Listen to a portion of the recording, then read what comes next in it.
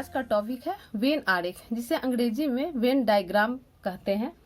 तो समुच्चयों के बीच अधिकांश संबंधों को आरेख द्वारा दर्शाया जाता है और उस आरेख को हम वेन आरेख कहते हैं। वेन आरेख नाम जो है अंग्रेजी तर्कशास्त्री जॉन वेन के नाम पर रखा गया। तो वेन आरेख जो है इसमें एक आयत और बंद वक्र कहिए या सामान्यतः वृत्त होता है। वक्र जो होता है बंद वक्र वह वृत्त होता है। यानी इसको हम एग्जाम्पल से ऐसे समझते हैं, हमारा आयत जो होता है ये वेन आरेख में एक आयत होता है और यह आयत यूनिवर्सल सेट होता है और इसमें किसी सेट को अगर दर्शाते हैं तो वह उसका उप समुच्चय होता है। तो यूनिवर्सल सेट ले लिए एक, ये 1 2 3 4 5 6 एक यूनिवर्सल सेट ले लिए और ए एक सेट ले लिए। ये है इसका सबसेट हुआ 2 4 6। तो इसे वेन आरेख में कैसे दर्शाएंगे? तो इसको हम यूनिवर्सल सेट को इसमें डालते हैं 1 2 3 4 5 और 6 और इसको ऐसे हम एक सर्किल के द्वारा घेर देते हैं। तो यही हमारा वेन डायग्राम, यानी हम कैसे संबंध को यूनिवर्सल सेट में कैसे दर्शाएं ये हम इस तरह से दर्शाते हैं। इसका दूसरा एग्जाम्पल ले लेते हैं। ये तो एक सेट था, पहला ले लिए। दूसरा देखिए, दूसरा है यूनिवर्सल सेट ले लेते हैं। जब भी वेन डायग्राम की बात होगी तो उसमें यूनिवर्सल सेट, चूंकि आयत यह जो हमारा होता है वह यूनिवर्सल सेट होता है। तो यूनिवर्सल सेट ले लिए 1 2 3 डॉट डॉट 10 तक ले लिए। इसमें एक सेट ए ले लिए, ए 2 4 6 8 10 और बी ले लिए 4 6। अगर इसे वेन डायग्राम में दर्शाना है, कैसे हम दर्शाएंगे? तो एक वेन डायग्राम खींच लेते हैं, आयताकार चित्र। आयत ले लेते हैं जो हमारा यूनिवर्सल सेट होगा। ये यूनिवर्सल सेट है। यूनिवर्सल सेट जो हम यू लिखते हैं इसका इस साइड जो है मोटा होता है। ये यूनिवर्सल सेट। अब इसमें पॉइंट ले लेते हैं 1 2 3। ऐसा लें कि हमारा ए बी जो है एक सर्कल के अंदर आ जाए, क्योंकि 4 6 इसमें भी है 4 6 इसमें भी है। तो उसी ढंग से हम पॉइंट ले लेंगे 2 4 6, 4 6 इसमें भी है 4 6 और यहाँ पर 2 4 6 हो गया 8 10। 8 10 भी उसी के अंदर आना चाहिए, 8 और 10। बाकी बचा 1 2 3 4 हो गया 5 5 बचा, इधर 5 ले लेंगे। 6 है यहाँ पर, 7 8 है यहाँ पर, 9। अब इसे घेरे, यानी 4 6 बी 4 6 में है तो इसको ऐसे घेर देंगे और ए में 2 4 6 8 10 तो इसको ऐसे घेरे। तो किसी समुच्चय को कैसे हम वेन डायग्राम में दर्शाते हैं, ये तरीका है दर्शाने का। ये ए हो गया, ये बी, इसमें ए में टोटल आ गया अवयव और बी में 4 6 आ गया। तो ये वेन डायग्राम है। अब एक तीसरा एग्जाम्पल लेते हैं, यूनिवर्सल सेट ले लेते हैं A B C D E F. एक यूनिवर्सल सेट ले लिए। इसमें दो सेट ले लिए, एक बी सी डी और दूसरा ई एफ। इसे वेन डायग्राम में दर्शाएंगे इस तरह। आयत ले लिए हम यूनिवर्सल सेट, ये आयत हो गया यूनिवर्सल सेट। ए का कंपोनेंट है बी सी डी और इसका ई एफ। कोई किसी में टच नहीं हो रहा है, कोई किसी में मिल नहीं रहा है।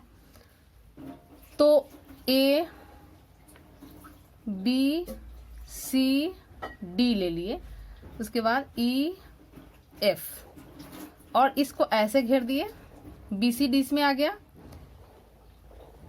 गया, यानी ये हमारा ए सेट हो गया और ये बी हो गया। और यूनिवर्सल सेट का A B C D E F, A B C D E F सब आ गया। तो ये यूनिवर्सल सेट हो गया। तो ये वेन डायग्राम हुआ। अब आगे पढ़ना है समुच्चयों पर संक्रियाएं। समुच्चयों पर संक्रियाएं। ये संक्रिया होता क्या है पहले जाने। अभी तक हम लोग संख्याओं पर संक्रिया करना सीखे। संख्याओं पर संक्रिया का मतलब होता है संख्याओं का जोड़, संख्याओं का घटाव, संख्याओं जैसे 4 + 2 तो ये संख्याओं का संक्रिया हुआ, यानी 4 को 2 के साथ जोड़े, 4 - 2 तो ये भी एक संक्रिया हुआ, 4 × 2 किए तो ये भी हमारा संक्रिया हुआ। तो ये जो संक्रिया अभी तक हम लोग पढ़े संख्याओं पर संक्रिया। अब समुच्चयों पर संक्रिया, तो किसी समुच्चय पर कैसे संक्रिया हम करेंगे, यानी हम समुच्चयों पर होने वाली संक्रियाओं के बारे में जानेंगे। कौन कौन सी संक्रियाएं समुच्चयों पर होती है। तो पहला संक्रिया होता है समुच्चयों का सम्मिलन। पहला संक्रिया है हमारा समुच्चयों का सम्मिलन।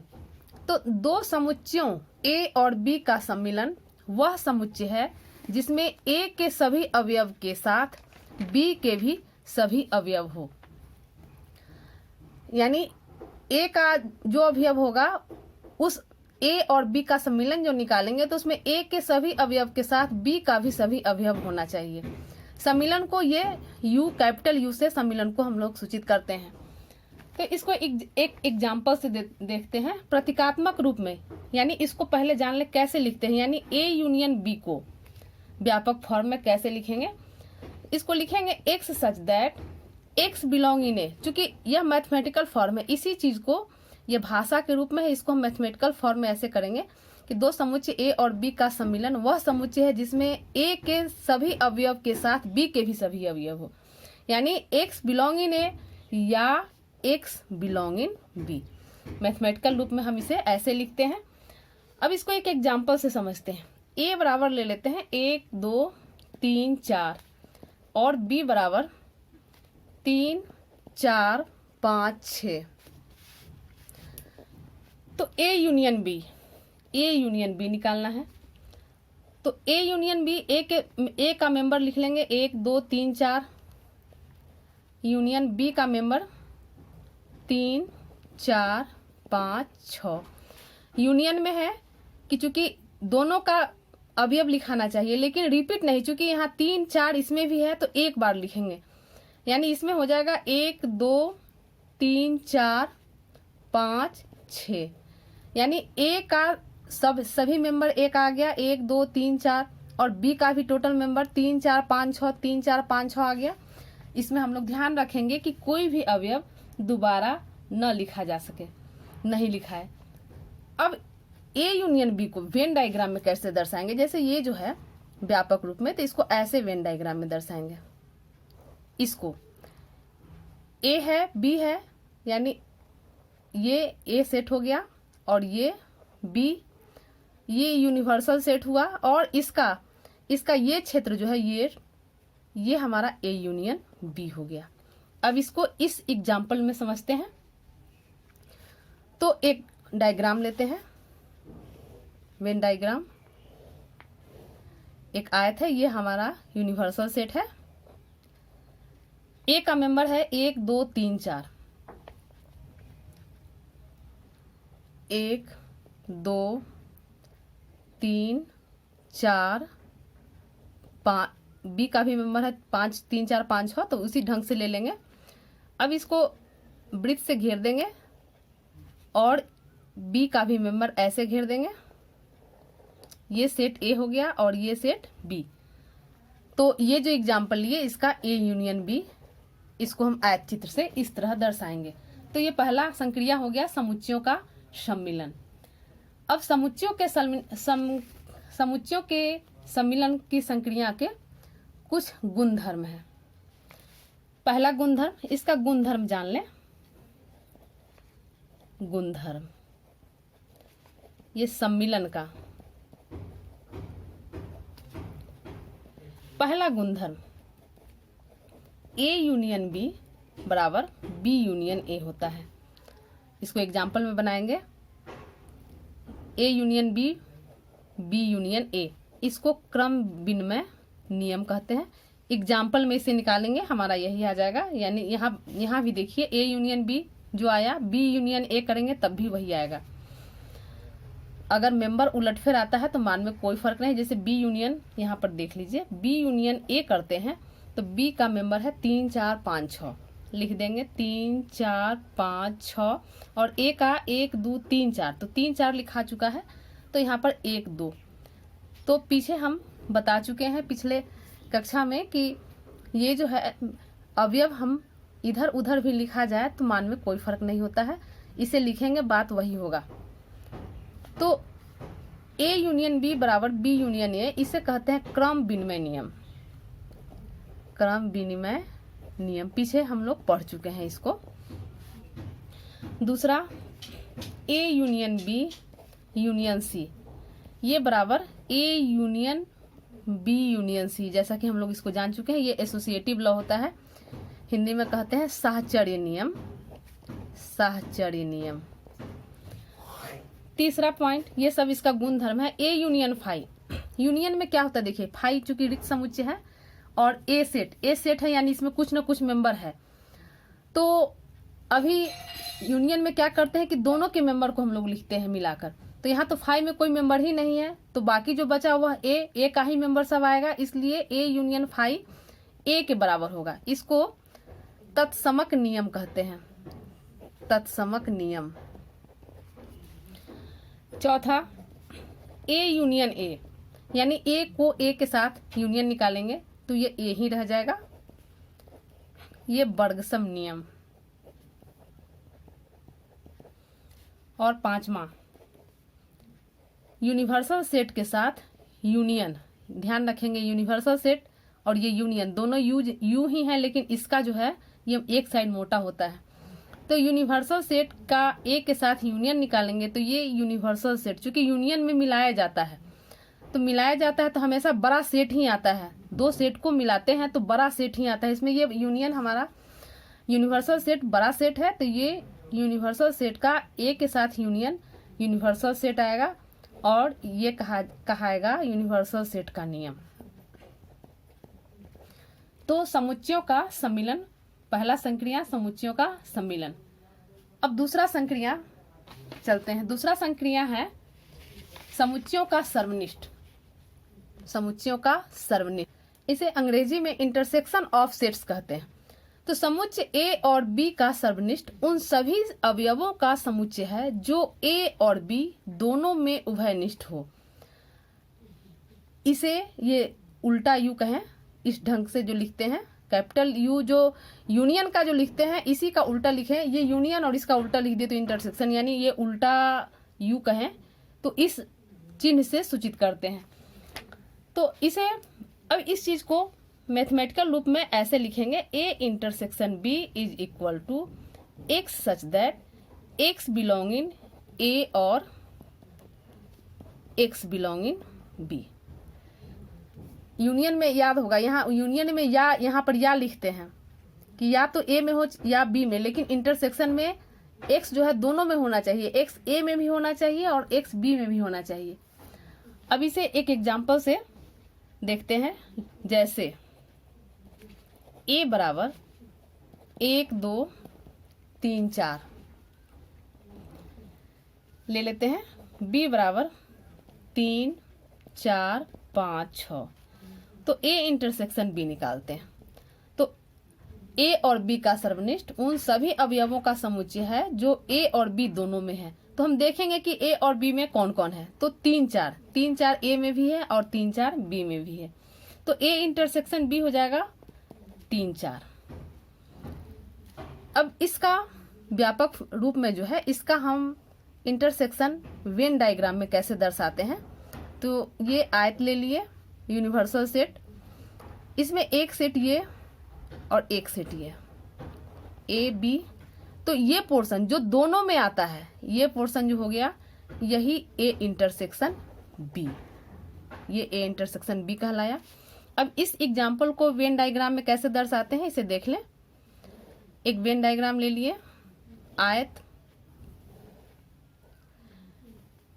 1 2 3 4 5 6, ये ए का सेट हो गया और ये बी का सेट हो गया, और इसे ये जो छायांकित कर रहे हैं यही ए इंटरसेक्शन बी, यानी 3 और 4 इसमें ए इंटरसेक्शन बी आया। अब एक दूसरा एग्जाम्पल लेते हैं, ये पहला। दूसरा एग्जाम्पल ए बराबर 2 4 6 8 और बी बराबर 1 3 5, इसका इंटरसेक्शन निकालते हैं। तो यहाँ क्या देख रहे हैं, 2 4 6 8 1 3 5, किसी में कोई नहीं मिल रहा है। तो जब इस ढंग से आए, दोनों का अवयव अलग अलग हो, तो ए इंटरसेक्शन बी ये फाई होता है। यानी कहने का मतलब इसमें कोई मेंबर नहीं है, ये खाली समुच्चय हो गया। तो यहाँ पर अब एक चीज ये निकल के आता है कि यदि दो समुच्चय ए और बी में, यहाँ लिख देते हैं कि दो समुच्चय ए और बी में अगर कोई सदस्य कहें चाहे अवयव कहें, सदस्य या अवयव उभयनिष्ठ यानी दोनों में उभयनिष्ठ नहीं हो, तो वह असंयुक्त समुच्चय कहलाता है। इसको याद रखेंगे, असंयुक्त समुच्चय कहलाता है।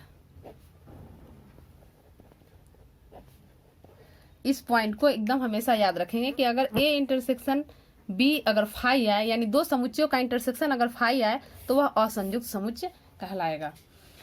अब तीसरा ऑपरेशन है हमारा, इसका गुणधर्म पहले जान ले। समुच्चयों के सर्वनिष्ठ का गुणधर्म, जिस तरह सम्मिलन का गुणधर्म था, इसका भी कुछ गुणधर्म है। तो पहला गुणधर्म है कि ए इंटरसेक्शन बी, यह जो है यह भी बी इंटरसेक्शन ए होगा। क्रम विनिमय नियम जो कि हम लोग जान चुके हैं, यह क्रम विनिमय नियम है। दूसरा, A intersection B intersection C is equal to A intersection B intersection C. तो ये साहचर्य नियम, पीछे इसका भी हम कर चुके हैं हम, यह जो है सम्मिलन में भी है, साहचर्य नियम हुआ। तीसरा, फाई के साथ इंटरसेक्शन किसी सेट का करते हैं, तो चूंकि इसमें होता है कि जो दोनों में उभयनिष्ठ हो, तो इसमें कोई अवयव है ही नहीं, यानी फाई ही रह जाएगा। और अगर यूनिवर्सल सेट के साथ इंटरसेक्शन करते हैं तो ये हमारा ए रह जाएगा, क्योंकि यूनियन में बड़ा सेट आता है, लेकिन इंटरसेक्शन में ध्यान रखेंगे छोटा सेट। ये चूंकि यूनिवर्सल सेट बड़ा है, लेकिन ए जो सेट है, तो ए का मेंबर चूंकि इसमें मिल जाएगा सब, लेकिन इसका इसमें नहीं मिलेगा, इसलिए यूनिवर्सल सेट का इंटरसेक्शन अगर ए के साथ होगा तो वह ए ही होगा। तो ये फाई और यू का नियम हो गया, फाई और यूनिवर्सल सेट का नियम हो गया। चौथा, ए इंटरसेक्शन ए, तो यह ए ही रह जाएगा। और पांचवा, A intersection B union C, तो ये होगा A intersection B union A intersection C. इसको याद रखेंगे, ये जो है वितरण या बंटन नियम कहलाता है, वितरण या बंटन नियम। एक्सरसाइज में आगे एक्सरसाइज 1.4 में इसका यूज है, इसको याद रखेंगे। तो ये हो गया समुच्चयों का सर्वनिष्ठ। अब आगे है समुच्चयों का अंतर। तीसरा संक्रिया, समुच्चयों का अंतर यानी डिफरेंस ऑफ सेट्स। समुच्चय ए और बी का अंतर उन अवयवों का समुच्चय है जो ए में है किंतु बी में नहीं है। ध्यान रखेंगे, ए में होगा लेकिन बी में नहीं। ए और बी के अंतर को ए माइनस बी, ये तो जानते ही हैं, अंतर का चिन्ह है, ए माइनस बी से सूचित करेंगे और पढ़ेंगे ए अंतर बी। तो इसको समझने के लिए एक एग्जाम्पल लेते हैं।